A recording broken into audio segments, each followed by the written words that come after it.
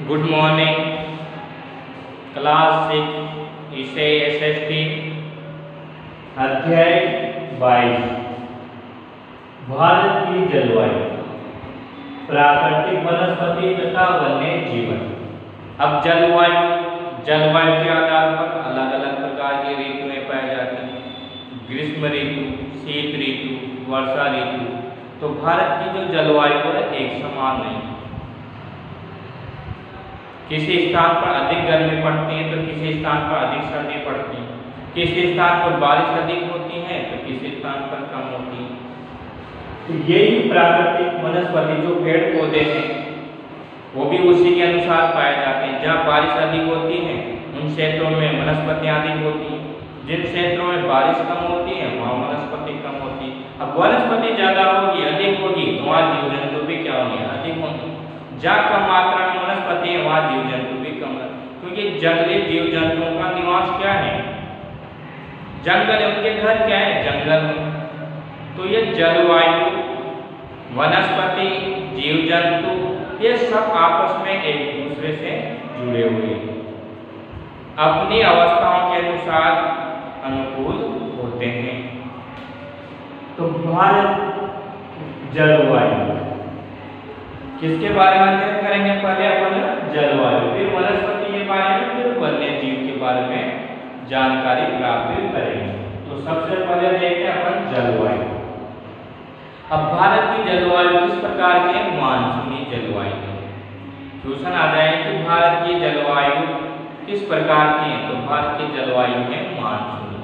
तो भारत की जलवायु क्या है, मानसूनी प्रकार की जलवायु भारत में पाई जाती है। अब मानसून शब्द की उत्पत्ति कहाँ से हुई, जो मानसून शब्द है वो हमारे पास कहाँ से आया, किस भाषा का शब्द है। तो मानसून शब्द की उत्पत्ति किससे होती है, अरबी भाषा से होती है। मानसून की जो भाषा है, मानसून की उत्पत्ति है जो अरबी भाषा का शब्द कौन सा है, मौसम। मौसम शब्द अरबी भाषा का मौसम शब्द से धीरे धीरे प्रचलित में आया मानसून। अरबी भाषा, देखो अरबी लोग थे जो भारत के साथ प्राचीन समय में क्या करते थे, व्यापार करते थे। प्राचीन समय में अरब के लोग भारत के साथ व्यापारिक संबंध थे। वह अपनी नावों में बैठकर भारत में व्यापार करने के लिए आते थे। अब नाव में लगाते थे वह पाल, ऊपर क्या लगाते थे, पाल। जो हवाएं चलती थी उस पाल पर दबाव डालती थी और वो नावें गति से आगे बढ़ती थी। जैसे ही अब हवाएं हैं मौसम के अनुकूल क्या होती है, अपनी दिशाएं परिवर्तन कर लेती हैं। मौसम के अनुसार हवाएं चलती हैं। तो वो जब वो व्यापार कर रहे थे, नावें चल रही थी, तो मौसम में परिवर्तन हुआ और नाव ने दिशा बदल ली। तो उन्होंने उसको क्या नाम दिया, अरब के लोग थे, मौसम नाम दिया। और धीरे धीरे बाद में भारत में किस नाम से प्रचलित हो गया, मानसून के नाम से प्रचलित हो गया। मानसून का अर्थ क्या है, मौसम या ऋतु से लिया जाता है। मानसून का अर्थ क्या है, मौसम या ऋतु से लिया जाता है। मौसम और ऋतुएं हैं जो सामान्य 3 प्रकार की पाई जाती हैं, वर्षा ऋतु, ग्रीष्म ऋतु और शीत ऋतु। अब आता है जलवायु को प्रभावित करने वाले कारक। ये जो जलवायु है इसके पीछे भी अनेक कारण होते हैं जिसके कारण परिवर्तन होता है। पृथ्वी है जो सूर्य के पश्चिम से पूर्व की ओर क्या लगाती है, चक्कर लगाती है। जो पृथ्वी पर बीच हमने लाइन खींची, काल्पनिक जो रेखा खींची है उसको हम किस नाम से जानते हैं, भूमध्य रेखा के नाम से जानते हैं। ये देखिए हमने पढ़ चुके हैं अक्षांश और देशांत रेखाएं।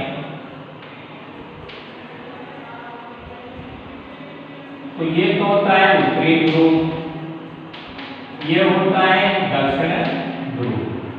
अब पृथ्वी को बीचों बीच से अलग रेखा करती है विषुवत रेखा, जिसको 0 डिग्री से नापते हैं। विषुवत रेखा रेखा या भूमध्य रेखा किसको बोलते हैं। सूर्य की सीधी किरणें इस पर पड़ती है। सूर्य की जो ये सूर्य आपका जिसकी सीधी किरणें कहाँ पड़ती है, सीधा कहाँ चमकता है, भूमध्य रेखा पर चमकता है। ये आपकी पृथ्वी है, इसको बीचों बीच से भूमध्य रेखा अलग करती है। इसके उत्तर में कर्क रेखा होती है और दक्षिण में मध्य रेखा होती है। यहाँ सीधी पड़ती है तो यहाँ का तापमान क्या रहेगा, अधिक रहेगा। यहाँ से हम ऊपर की ओर चलेंगे या नीचे की ओर चलेंगे तो तापमान घटता जाता है। तो पर जलवायु को प्रभावित करने वाला कारक है आपके पास समुद्र तल से ऊंचाई। समुद्र तल से क्या है, ऊंचाई। जितना हम धरातल से ऊपर की ओर जाते हैं तो तापमान कम होता है। समुद्र से तल से ऊंचाई यानी सबसे गहरा इस पृथ्वी पर कौन सा स्थान होता है, गहराई में समुद्र होता है। और सबसे ऊंचा कौन सा होता है, पर्वत होता है। सबसे नीचे वाला स्थान है, तो इस पूरी पृथ्वी पर सबसे गहराई वाला स्थान है मारियाना गर्त, जो प्रशांत महासागर है। मारियाना गर्त है, खड्डा है जो प्रशांत महासागर में 11,033 मीटर गहराई है उसकी। और विश्व का सबसे ऊंचा स्थान देखते हैं तो माउंट एवरेस्ट चोटी है जो 8,848 मीटर उसकी ऊंचाई। तो गहराई में मारियाना गर्त प्रशांत महासागर में सबसे ऊंचा स्थान माउंट एवरेस्ट है इस पृथ्वी पर। जो तो 163 मीटर पर 1 सेंटीग्रेड तापमान क्या होता है, कम होता है। 165 मीटर की ऊंचाई पर जाते हैं तो प्रत्येक 165 मीटर की ऊंचाई पर 1 सेंटीमीटर तापमान क्या हो जाता है, कम होता है। तो गर्मी के दिनों में देखा होगा आपने धरातल जो मैदानी भाग है उसमें अधिक गर्मी पड़ती है और जो पर्वतीय क्षेत्र है वो ठंडे होते हैं। ऐसा क्यों होता है? पर्वतीय क्षेत्र तो गर्मी के ऋतु में ठंडे होते हैं और जो धरातल वाला भाग है, मैदानी भाग है, वह गर्म होता है। उसका कारण क्या है, ऊंचाई। पर्वत क्या होते हैं, धरातल से समुद्र तल से ऊंचे होते हैं। हम जितना ऊंचा जाते हैं, ऊंचाई में जाते हैं, उतना तापमान क्या होता है, कम होता जाता है। 165 मीटर की ऊंचाई पर 1 सेंटीग्रेड आपका तापमान कम होता है। तो प्रत्येक 165 मीटर ऊपर जाते जाएंगे तो 1 सेंटीमीटर तापमान क्या होगा, कम होता जाएगा। तो पहला जलवायु को प्रभावित करा है समुद्र तल से ऊंचाई। समुद्र तल के पास गर्म रहेगा और पर्वतों पर क्या रहेगा, ठंडा रहेगा। दूसरा पॉइंट है अपने पास समुद्र से दूरी।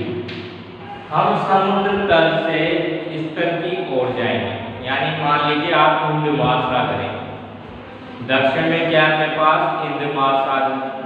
हिंद महासागर से हम हिमालय की ओर जाते हैं तो तापमान क्या होगा, तापमान में भी क्या होगी, कमी आएगी। क्योंकि जल और स्थल वाला भाग, जल और स्थल वाला भाग देखो आप, जल धीरे गर्म होता है, धीरे ही ठंडा होता है। जल वाला जो भाग है वह धीरे गर्म होता है और धीरे ही गर्म ठंडा होता है। उसकी अपेक्षा स्थल वाले भाग को देखो आप, स्थल जल्दी गर्म होता है और जल्दी ठंडा होता है।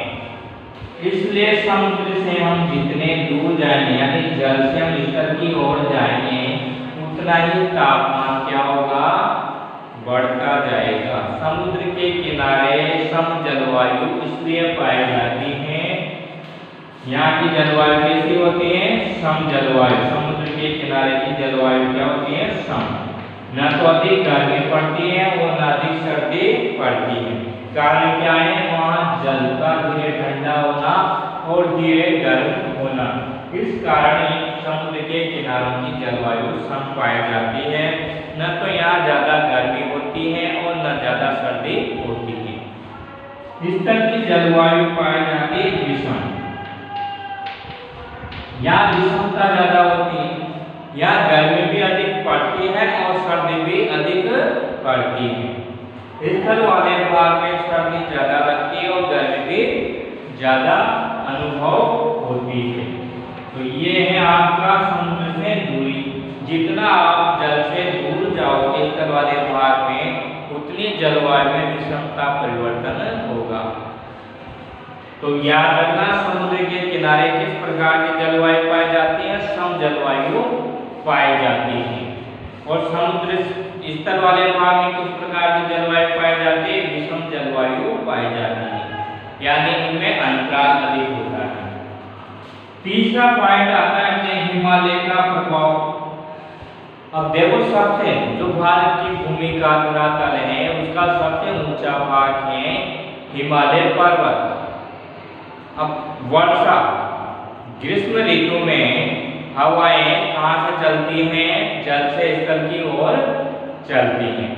तो जो जल से स्थल की ओर हवाएं चलती हैं उनके साथ वायु में क्या होती है? नमी होती है, वर्षा करती है। तो वर्षा कराने में भी पर्वत स्थितियां हैं जो हिमालय क्या करता है? वर्षा को रोकता है और भारत में वर्षा कराने में सहायक है। एक तो हिमालय का एक प्रभाव है। एक साइबेरिया शीत ऋतु में हवाएं स्थल से जल की ओर चलती हैं। तो हिमालय के ऊपर वाले भाग में जो ठंडी हवाएं आती है साइबेरिया से आने वाले ठंडी हवाओं को रोककर भारत की रक्षा करता है। भारत में न तो ज्यादा सर्दी पड़ती है और न ज्यादा गर्मी पड़ती है, यानी ठंड से अधिक सर्दी से हिमालय पर्वत एक रक्षा करता है। जिस प्रकार सेना भारत की सीमाओं की रक्षा करता है, ऐसे ये जलवायु को बनाए रखने में सहायक है। अक्षांशीय विस्तार, चौथा कारण क्या है? अक्षांशीय विस्तार। जलवायु को अक्षांशीय विस्तार प्रभावित करता है। जो मकर रेखा और कर्क रेखा के मध्य जो स्थान है इन स्थानों में उष्ण जलवायु पाई जाती है, यानी गर्मी अधिक होती है। इन क्षेत्रों में जो रहते हैं इन क्षेत्रों में क्या होती है? उष्ण जलवायु या उपोष्ण जलवायु पाई जाती है। तो भारत को बीचों बीच से कौन सी रेखा अलग कर रही है? कर्क रेखा अलग करती है। भारत के मध्य से कौन सी रेखा गुजरती है? कर्क रेखा गुजरती है। भारत के 8 राज्यों से यह रेखा गुजरती है। इसके ऊपर वाला भाग होता है उपोष्ण जलवायु और नीचे वाला भाग होता है उष्ण जलवायु। यानी कर्क रेखा गुजरने के कारण भारत में 2 प्रकार की जलवायु बनने की अवस्था होती है। उपोष्ण यानी तो भारत के जो अक्षांशीय विस्तार है वो जलवायु को क्या करते हैं? प्रभावित करते हैं। अक्षांशों के पास जो उष्ण अक्षांशों के पास रहते हैं वहाँ गर्मी अधिक पड़ती है। जैसे ध्रुव में रहेगा, यहाँ से दूर जाएगा तो यहाँ का सूर्य का प्रकाश नहीं पहुँच पाता तो वहाँ शीत रहती है। इस अक्षांशीय स्थिति के कारण 3 प्रकार के शीत कटिबंध हैं। उष्ण कटिबंध, शीत कटिबंध और शीतोष्ण कटिबंध में इस पृथ्वी को बांटा गया है। तो भारत में से कर्क रेखा गुजरने के कारण जो भारत का दक्षिण भारत है वहाँ उष्ण प्रकार का जलवायु पाई जाती है और उत्तर वाले भाग में उपोष्ण प्रकार की जलवायु पाई जाती है। उष्ण यानी यहाँ गर्मी रहती है, न तो ज्यादा न कम। का कारण क्या है? समुद्र का किनारा जल स्थित होने के कारण। दूसरा भारत की यहाँ इसके नजदीक से क्या गुजरती है? भूमध्य रेखा गुजरती है। हिंद महासागर में से भूमध्य या विषुवत रेखा गुजरती है, इसलिए उसका प्रभाव भी भारत की जलवायु पर पड़ता है।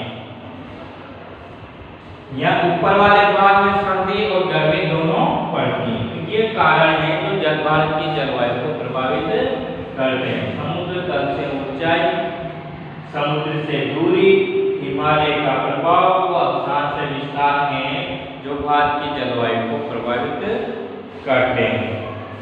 अब कल वाली कक्षा में पढ़ेंगे अपन भारत में ऋतु चक्र, यानी कौन कौन सी ऋतुएं हैं उनके बारे में अध्ययन करेंगे। किस महीनों में प्रारंभ होती है, किन महीनों में समाप्त होती है, उनका प्रभाव किस क्षेत्र में पड़ता है, इन सभी का अध्ययन कल वाले कक्षा में करेंगे। आज हमने मॉनसून शब्द का अर्थ ज्ञात किया और जलवायु को प्रभावित करने वाले कारणों के बारे में अध्ययन किया।